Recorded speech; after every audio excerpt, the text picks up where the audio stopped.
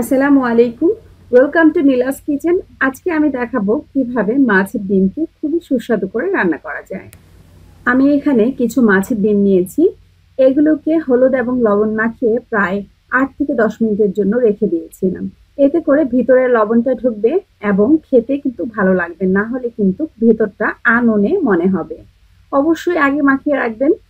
কেউ চাইলে মাছের ডিমগুলোকে হলুদ লবণ মাখিয়ে একসাথে চটকেও নিতে পারেন। লাগবে ১ কাপের মতো পেঁয়াজ কুচি, ১ চিমটি আদা বাটা, ১ চিমটি রসুন বাটা, ১ চা চামচের অর্ধেক এখানে ধনিয়া গুঁড়ো আছে, আধা চামচের মতো মরিচ গুঁড়ো আর ১ চা চামচের অর্ধেক ধনিয়া গুঁড়ো, ৪-৫টি কাঁচামরিচ এবং সামান্য ধনেপাতা। একটা প্যানে আমি তেল দিয়ে নিয়েছি। এখন হলুদ লবণ মাখিয়ে রাখা ডিমগুলোকে আমি একে একে প্যানে দিয়ে দিচ্ছি।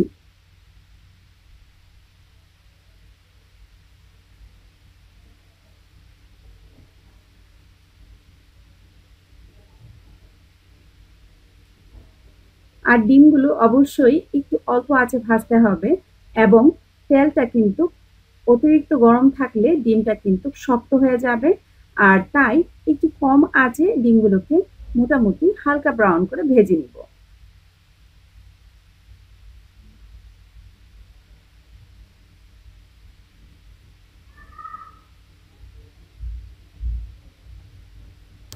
যখন নিচটা এরকম সাদাটে হয়ে আসবে তখন বুঝতে হবে নিচের পোর্শনটা হয়ে গেছে। এখন আমি উল্টিয়ে দিচ্ছি।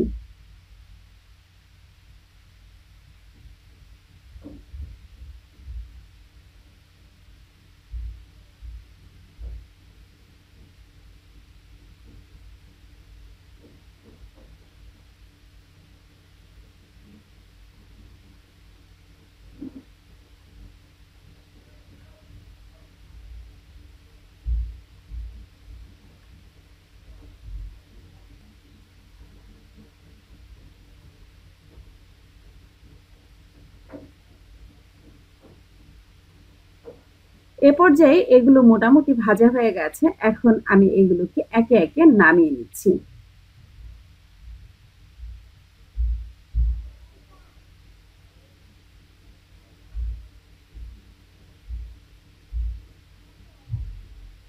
ডিমগুলোকে আমি ভেজে নিয়েছি।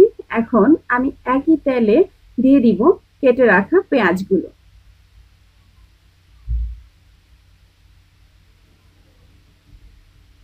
পেঁয়াজটাকে আমি হালকা বাদামি করে ভেজে নিচ্ছি।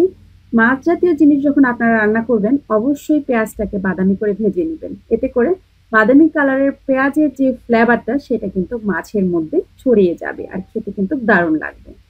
এ পর্যায়ে আমি মশলাগুলো একসাথে একটা বাটিতে এভাবে ভিজিয়ে নিয়েছিলাম কিছু পানি দিয়ে। আর এটা আমি এখন দিয়ে ৪-৫ মিনিট ধরে এটাকে আমি একটু কষিয়ে নিচ্ছি।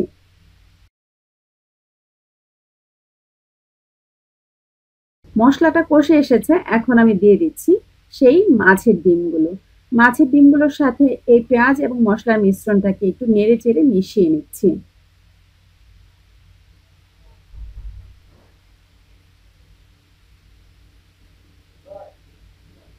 মাছের ডিম রান্না করার ক্ষেত্রে অবশ্যই মনে রাখবেন যাতে করে মশলা কোনোভাবেই বেশি না হয়ে যায়। এখন আমি প্রায় ১.৫ কাপের মতো পানি দিয়ে দিচ্ছি।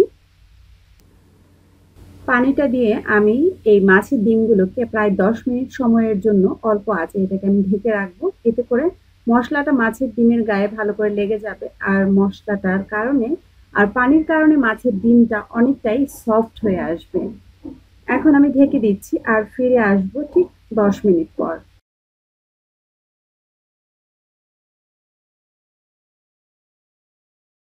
এ পর্যায়ে পানিটা কিন্তু একদমই শুকিয়ে গেছে আর এই মাছের ডিমটা পুরোপুরি রেডি হয়ে গেছে।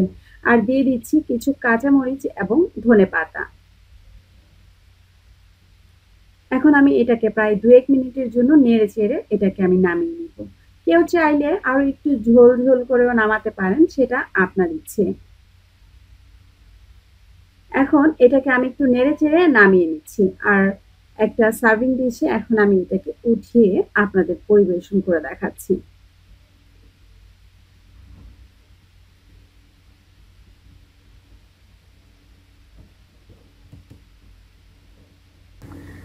এই মাছের ডিমটা রান্না করাটা যতটা সহজ, খেতে কিন্তু দারুণ মজা। আর মাছের ডিম অবশ্যই বাজারে ফেলে আসবেন না, নিয়ে আসতে বলবেন। আর মাছের ডিমটাকে এরকম করে রান্না করে দিবেন, বিশেষ করে বাচ্চারা তো দারুণ পছন্দ করে এই মাছের ডিমটা। আশা করি আজকের এই রেসিপিটা আপনাদের ভালো লেগেছে। আর যদি আপনাদের ভালো লেগে থাকে তবে আমার চেষ্টাটা সার্থক হয়েছে। আপনাদের যদি কোনো রিকোয়েস্ট থাকে অবশ্যই আমার চ্যানেলে আপনারা কমেন্টস করে জানাবেন আমাকে, আর আমি চেষ্টা করব আপনাদেরকে সেই রেসিপিটি করে দেখানোর জন্য। আপনারা যদি আমার চ্যানেলটি এখনো সাবস্ক্রাইব না করে থাকেন প্লিজ আমার চ্যানেলটা সাবস্ক্রাইব করবেন নিশ্চয়ই। আর আপনাদের যদি ভালো লাগে আমার ভিডিওগুলো আমাকে অবশ্যই জানাবেন। এতক্ষণ আপনারা সাথে ছিলেন, thank you for your watching my video.